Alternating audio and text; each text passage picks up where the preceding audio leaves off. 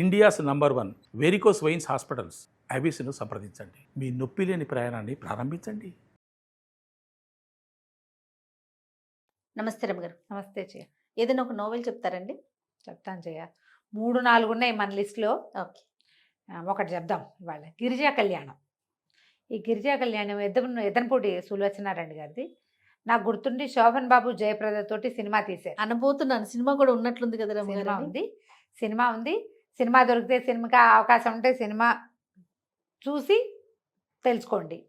మీకు చదివే అవకాశం ఉంటే గిరిజా కళ్యాణం నవల కొని చదవండి. ఎద్దనపూడి సులోచనారాయణ గారిది ఒక స్టైలిష్ వే ఆఫ్ రైటింగ్. చదివి ఆ పాత్రల్లోకి పరకాయ ప్రవేశం చేసే అవకాశం లభిస్తుంది మనకి. మనల్ని పాత్రల వెనకాల పరిగెత్తిచ్చేసే లక్షణం చాలా తక్కువ మంది రైటర్స్లో ఉంటుంది. కథాగమనంతో వెళ్తాం.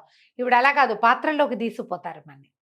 ఈ గిరిజా కళ్యాణాన్ని నాకు గుర్తుండి రాధా మధు పేరుతో సీరియల్ కూడా తీశారు. ఓహో, ఓకే. కొంచెం కథ మార్చారు. అంటే అక్కడ తాతగారు ఉన్న దాంట్లో నాయనమ్మని పెట్టి ఆహా, అలా మార్చారు, కానీ ఓకే. ఫ్రేమ్ సేమే. ఓకే. రాధా మధు అయితే నాకు తెలుసు నీకు రమగారు. తెలిసి ఉంటుంది. నేను ఆ రాధా మధులో ఆ మధుకి క్యారెక్టర్కి డబ్బింగ్ చెప్పిన అమ్మాయితో చాలా ప్రేమలో పడాను నేను. నాకు చాలా ఇష్టం అమ్మాయి వాయిస్. ఓకే. తర్వాత కాలంలో తెలిసింది న్యూస్ రీడర్ దీప్తి వాజ్పేయి ఇచ్చింది ఆ వాయిస్. అవును, అవునండి. ఎంత బాగుండేదో వాయిస్. ఆ వాయిస్ కోసమే చూసేదాన్ని. నేను చూసా అది. అవును. నేను చూసాను గిరిజా కళ్యాణం. నేను మొదట ఫస్ట్ గ్లాన్స్లోనే దాన్ని నేను గుర్తుపట్టాను. సో రియల్గా కూడా తీశారు. అది చూసిన వాళ్ళు ఓకే, సినిమా చూసిన వాళ్ళు ఓకే, పుస్తకం చదివిన వాళ్ళు పుస్తకం కొని చదవండి. ఇప్పుడు నేను ఆ కథే చెప్తా. కథ చాలా బాగుంటుంది. ఈ గిరిజ అనే ఒక సామాన్య దిగువ మధ్యతరగతికి చెందిన ఒక అమ్మాయి. ఆ అమ్మాయికి ఒక తమ్ముడు. అయితే తమ్ముడికి అనారోగ్యంగా ఉంటుంది. ఈ అనారోగ్యంగా ఉన్న తమ్ముడికి పాపం హార్ట్ ప్రాబ్లం ఉంది వాడికి. ఏం చెయ్యాలో తెలియక ఈ అమ్మాయికి ఒక స్నేహితుడు, ఒక చిన్న కుటుంబం ఉంటారు. స్నేహితుడు కుటుంబం మధుమూర్తి. అతను కొంచెం ఈ అమ్మాయి పట్ల ప్రేమగా ఉంటాడు, కానీ ఈ అమ్మాయికి అది స్నేహంగానే భావిస్తుంది. అయితే ఆ సమయంలో ఒక పేపర్ యాడ్ ఇస్తుంది.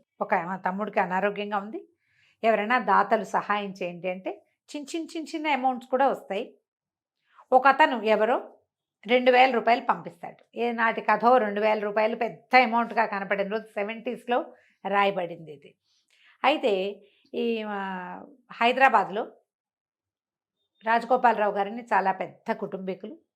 ఆయన కూతురు మరణిస్తే కూతురు యొక్క కుమారుణ్ణి, మనవణ్ణి ఆయన పెంచుకుంటారు. చంద్రశేఖర్ అతని పేరు. చందుగా పరిచయం చేస్తారు. ఈ చందు ప్రతి పుట్టినరోజుకి ఒక మంచి పని చేయాలని భావిస్తాడు. దానికోసం పెట్టిన ఖర్చుకి సినిమాలు మానేస్తాను, ఈ ఖర్చుకి కాంపెన్సేషన్ అలా భావిస్తాడు. పుట్టినరోజు నాడు ఈ గిరిజ ఇచ్చిన యాడ్ చూసి అతను డబ్బులు పంపుతాడు.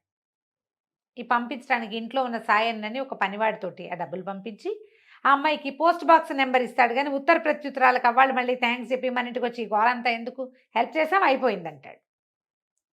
ఈ డబ్బు పట్టుకుని డబ్బులు వచ్చేసరికల్లా ఈ గిరిజ ఏం చేస్తుంది, తమ్ముడిని తీసుకుని ఆ ఊర్లో, తమున్న ఊర్లో, విజయవాడ నుంచి ఏమో అని అనిపిస్తుంది నాకు, విజయవాడ దగ్గర ఏదో చిన్న ఊరు, ఒక డాక్టర్ గారితో ఉత్తరం రాయించుకుని బయలుదేరేసరికి మధుమూర్తి వస్తాడని నమ్ముతుంది. తనతో పాటు సడన్గా అతనికి ఉద్యోగం వస్తుంది.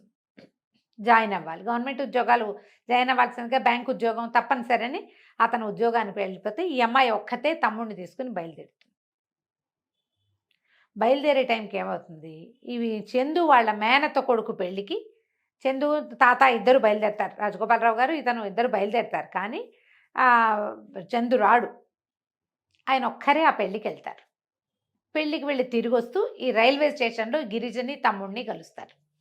అయితే దీనికి పూర్వభాగం మనం ఏం చెప్పాలంటే, చందుకి వివాహము వాటి మీద ఆసక్తి ఉండదు, సంసార తాపత్రయం లేదు, బిజినెస్ చూసుకోడు, హాయిగా కులాసాగా తిరుగుతాడు. తాత బోళ్ళు సంపాదించారు, బోళ్ళు ఫ్యాక్టరీలు ఉన్నాయి.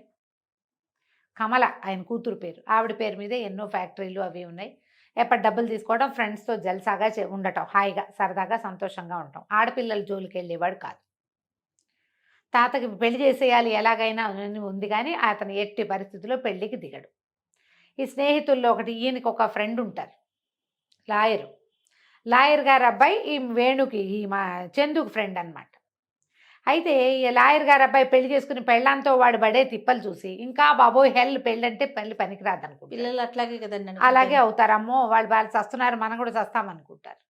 ఇతనికి బేసిక్గానే కొంచెం ఆడపిల్లల జోలికి వెళ్ళేవి. చాలామంది అమ్మాయిలు వీడు వెనకాల పడతారు, డబ్బు పిల్లాడు అందంగా ఉంటాడు, కానీ అతను ఎవరి జోలికి వెళ్ళాడు, గట్టిగా ఉంటాడు.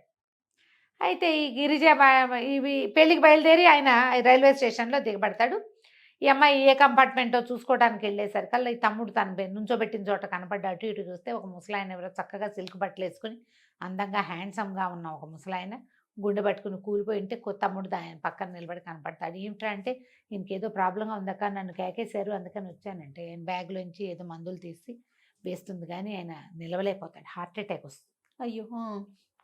ఈ రైలు వదిలేస్తారు వీళ్ళు. మరి ఇలా ఉంటే చేయి పుచ్చుకుంటే చేయి వదిలిపెట్టలేకపోతారు. సామాన్లు కాస్తా పోతాయి, వీళ్ళు బ్యాగు పెట్టే పోతాయి.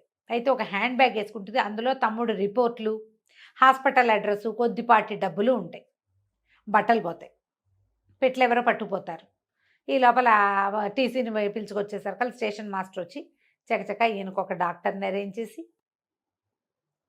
కాస్త ఆయన కుదుట పడ్డాక ఆయన స్పృహ వచ్చి సరిగ్గా అయిన తర్వాత ఆయన చెప్తాడు, అయ్యో ఎవరు ఏం చేశారు నాకంటే ఈ అమ్మాయి మీకు సహాయం చేసింది, తమ్ముడు పాపం వాళ్ళ రైలు బట్టలు సామాన్లు కూడా పోయినాయండి, రైలు కూడా తప్పిపోయిందంటే ఈయన మళ్ళీ డబ్బులు ఇచ్చి మాకు ఇంకొక 3 టికెట్లు అరేంజ్ చేయండి అని చెప్పి అరేంజ్ చేయించి తనతో పాటు తీసుకెళ్తాడు హైదరాబాద్ రైల్వే స్టేషన్కి. వెళ్ళినప్పుడు చెప్తుంది తమ్ముడికి ఇట్లా అనారోగ్యమని హాస్పిటల్కి వచ్చామని, ఉస్మానియాలో చేరబోతామని చెప్తుంది. దిగాక సాయన్ వస్తాడు ఈయనకి రైల్వే స్టేషన్కి కార్ తీసుకుని. ఈయన తన ఇంటికి వెళ్ళిపోతూ ఈ అమ్మాయిని వాళ్ళకి కావాల్సిన వాళ్ళ ఇంటికి తీసుకెళ్ళి దింపేసి ట్యాక్సీలో తీసుకెళ్ళమని ఓ ట్యాక్సీకి డబ్బులు అవి ఇచ్చి వెళ్ళిపోతాడు, ఆయన ఇంటికి వెళ్ళిపోతాడు. తీరా వీళ్ళు వాళ్ళు ఎవరింటికో ఎవరో చుట్టాలు ఫ్రెండ్స్ వాళ్ళని అరేంజ్ చేసుకుని వచ్చింది.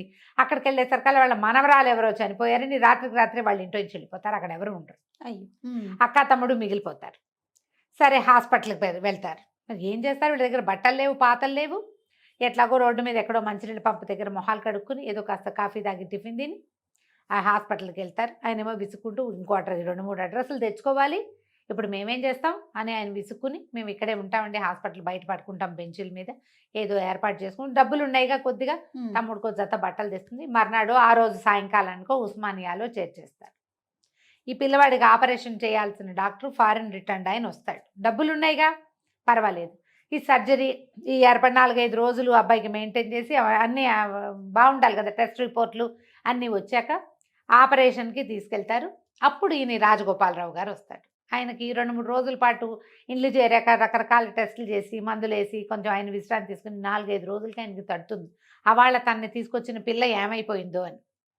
సాయనని అడిగితే నేను హాస్పిటల్ దగ్గర దింపానండి, వాళ్ళ చుట్టాలు వాళ్ళు లేరంటే ఈయన లపోదిపోమంటాడు. అయ్యయ్యో అట్లా వదిలేసావా, పిల్ల పాపం చిన్న కుటుంబంలాగా ఉంది, ఏమీ లేవు మెడ మీద మెడలోని చేతులకి కూడా.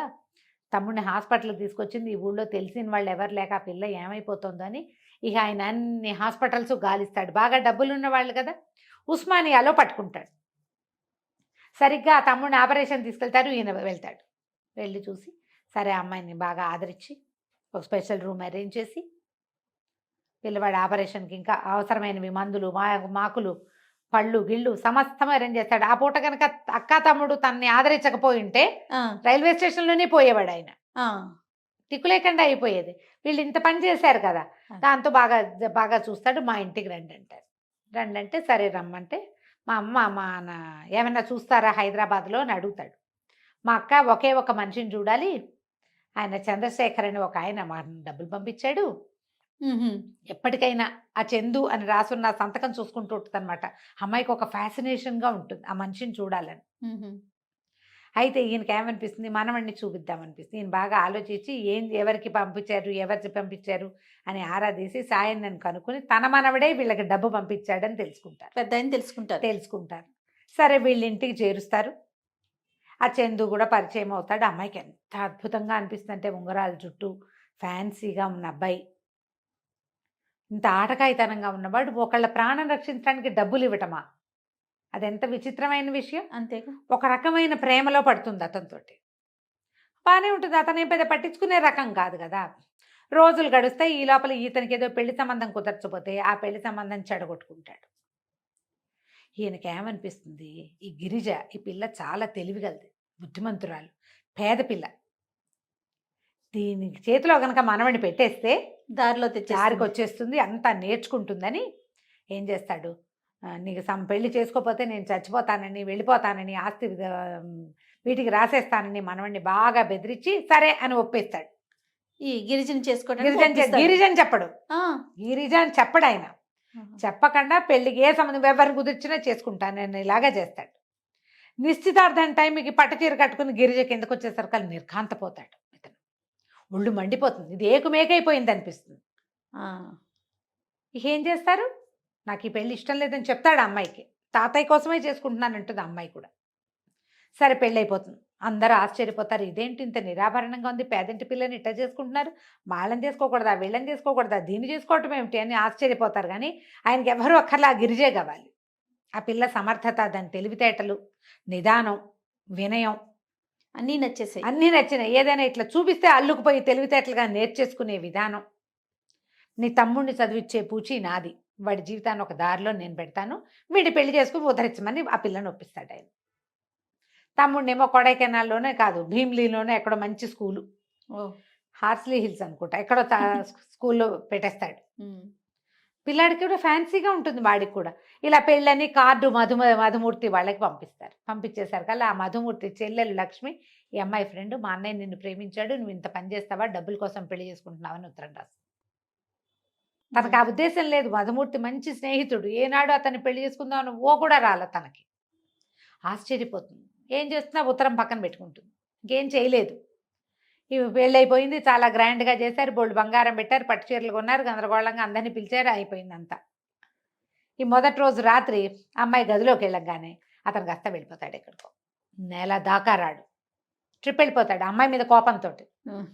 వచ్చి ఏకుమేకైపోయావని ఏం చేస్తుంది, మొదటి రాత్రి భర్త వదిలిపెట్టి వెళ్ళిపోతే తాత ఆయన ఏం చేయలేక, అమ్మాయి వీడు ఇట్లాంటి వాడు, వీడికి ఒక ఆటకాయితనం, నువ్వు మెల్లిగా కంపెనీ నడపటం అన్నీ నేర్చుకో, పనులన్నీ నేర్చుకో, తను నీ చేతిలో పెడుతున్నా అంటే ఏం చేయలేక ఆ తమ్ముడు భవిష్యత్తు కోసం వాడిని బతికించిన వాడి పట్ల కృతజ్ఞత, తనకి ప్రీతి ఉంది వాడంటే, అమ్మగుడంటే ఇష్టం ఉంది. ఇక మెల్లిగా ఫ్యాక్టరీ పనులు, ఆఫీస్ పనులు అన్నీ నేర్చుకోవటం మొదలుపెడుతుంది. అతను తిరిగి వస్తాడు. తిరిగి వస్తే ఆ ఫ్రెండ్స్ వాళ్ళందరినీ కొంచెం దూరం పెడతారు, కానీ మళ్ళీ ఆ ఫ్రెండ్స్తో తిరిగితే ఈఎంఐ కూడా వస్తానంటుంది పార్టీకి. నువ్వు ఈ చీర కట్టుకుని వస్తావు అమ్మవార్లు అంటే, ఏముంది నా స్టైల్ నాది అని వచ్చేస్తుంది. పిల్లేమో అందంగా ఉంటుంది. ఇక మెల్లిగా అడ్జస్ట్ అవ్వటం మొదలు పెడతారు. కానీ అతను భార్యని గట్టిగా స్వీకరించే ఉద్దేశంలో ఉండడు. సడన్గా ఒకరోజు ఆయనకి హార్ట్ అటాక్ వచ్చి చనిపోతాడు. అంతకుముందే తెక్కొట్టేసుకుంటారు వీళ్ళిద్దరు, మొగుడు పెళ్ళం. ఎంతసేపు బాధించుకోవటమే. ఆయన ఏం చేస్తాడంటే ఒక బిల్ రాస్తాడు. బిల్లు రాసి రిజిస్టర్ చేసి పెడతాడు. ఎప్పుడైతే ఈ తాతగారు మరణిస్తారో అతను షాక్లోకి వెళ్ళిపోతాడు చందు. ఈ అమ్మాయికి షాక్గానే ఉంటుంది. ఆ 10 రోజులు దినవారాలు అవ్వగానే కామ్గా వెళ్ళిపోతుంది, అక్కడి నుంచి వెళ్ళిపోతుంది బయటికి.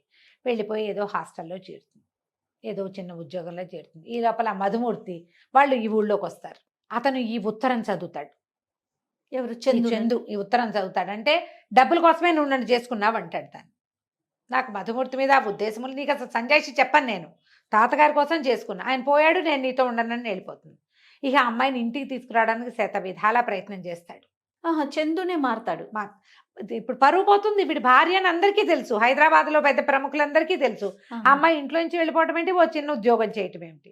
పైగా ఏమవుతుంది, ఎప్పుడైతే ఈ అమ్మాయి వెళ్ళిపోతుందో ఆ రోజు ఇతనికి తాతయ్య విల్లు గురించి క్లియర్గా తెలుస్తుంది.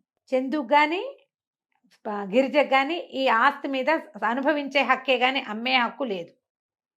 ఈ ఆస్తి మొత్తాన్ని చందు గిరిజలకు పుట్టే సంతానానికి రాయబడి ఉంది, పిల్లలకే. ఒకవేళ ఎట్టి పరిస్థితుల్లో ఏ పరిస్థితుల్లో అయినా చందు గనక గిరిజని తృణీకరించిన పక్షంలో, ఒకవేళ అమ్మాయిని కాదంటే, ఆ అమ్మాయి దయతలిస్తే తీసుకోవాల్సిందే కానీ లేకపోతే వీడికేం లేదు, కాంతపోతాడు. ఇంత పని చేశాడంటే అమ్మాయికి తెలియదు, మేమే చేసాం, నేనే రాశాను మీ తాత చెప్తే, నేను వద్దని చెప్పిన ఆయన వినలా, వీడిని మార్చడానికి ఇంకో దారి లేదన్నాడు.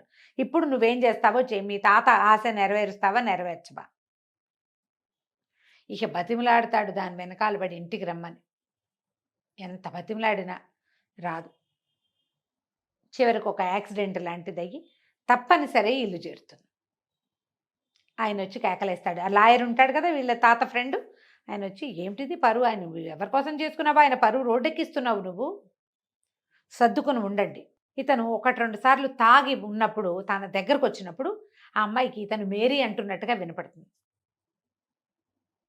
ఈ మేరీ ఎవరో తెలియదు. అయితే తన సామాన్లు మెల్లిగా ఇంట్లో ఉండటం మొదలు పెడుతుంది, ఆఫీస్ పనులు.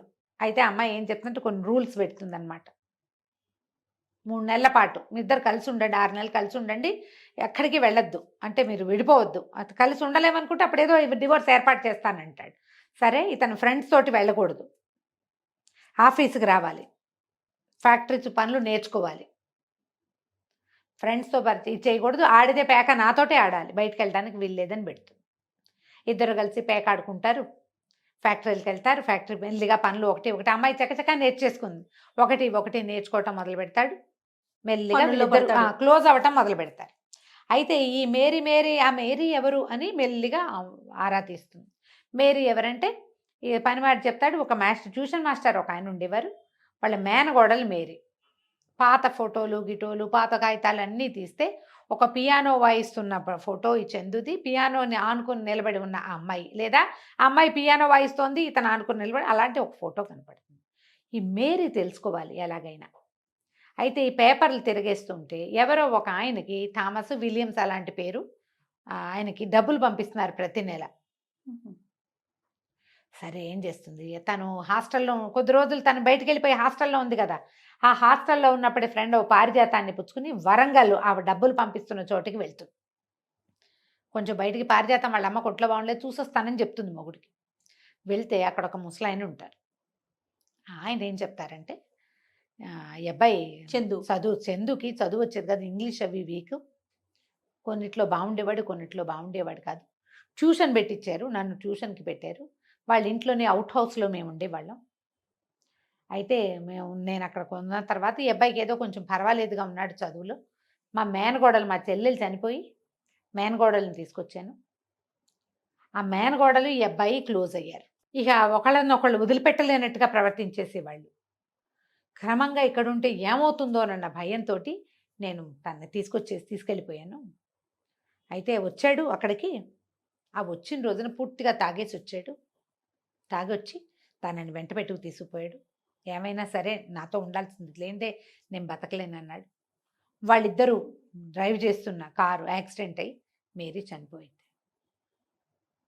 ఒక 3-4 సార్లు ఈ మేరీ సందర్భం వస్తుంది. ఈ లాయర్ గారు దీన్ని కప్పెట్టారు, ఈ యాక్సిడెంట్ ఉదంతాన్ని.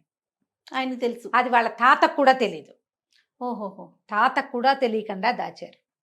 అయితే ఈ యాక్సిడెంట్ దీంట్లో ఆ మేరీ గర్భవతి కూడా.